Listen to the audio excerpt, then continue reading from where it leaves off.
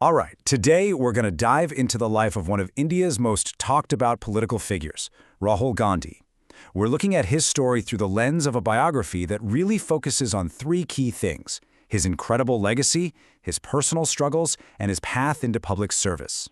So let's get right into it. The thing is, this biography frames his life as a journey that's been pulled in two completely different directions. You've got this immense privilege on one side, and just profound tragedy on the other. So we're going to unpack that narrative and see what kind of picture it paints. You know, to understand the public figure, the book argues that you really have to go back to the beginning, back to his childhood. And from day one, it was anything but ordinary. So he was born literally into the center of modern Indian history. But what does that actually mean for a kid? I mean, what's it like growing up inside a dynasty like that? Just stop and think about this for a second. His grandmother was the prime minister.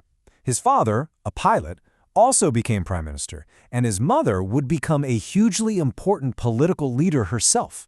As this biography tells it, politics wasn't just a job in their house, it was basically the air they breathed. And here's where you see the real push and pull of his early life. On the one hand, yeah, he was the heir to this political powerhouse.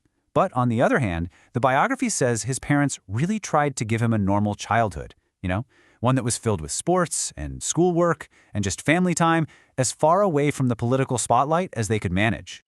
His education really tells that story too. He started out at the famous Dunn School, but then, because of security threats, he had to be homeschooled. Later on, he went abroad, to Harvard and Cambridge, and the book really points out that this is where he started to build a more global view on politics and economics. Okay, so this next part is where everything changes. That protected childhood, the international education, all of it was completely shattered by events that would end up defining the rest of his life. These two dates, they're not just moments in history. They were absolutely devastating family tragedies. In 1984, his grandmother Indira Gandhi was assassinated. And then just 7 years later, his father, Rajiv Gandhi, was assassinated too. For him and his sister Priyanka, political violence wasn't some story on the news. It was the terrifying reality of their youth. The biography describes this time as just filled with fear and loss, forcing them to face the absolute darkest side of their family's legacy when they were still so young. But, and this is a really crucial point in the book, these tragedies didn't just break him. According to this biography, they actually forged him. This is presented as the big turning point, the moment where all that pain became the motivation for a life that was less about power and more about service. So, that brings up a huge question, right? With a past so marked by the dangers of public life, why on earth would you choose to go into it? Well, this next section gets into that journey, from being a private citizen to stepping into the public arena. According to this source, it wasn't an automatic decision at all.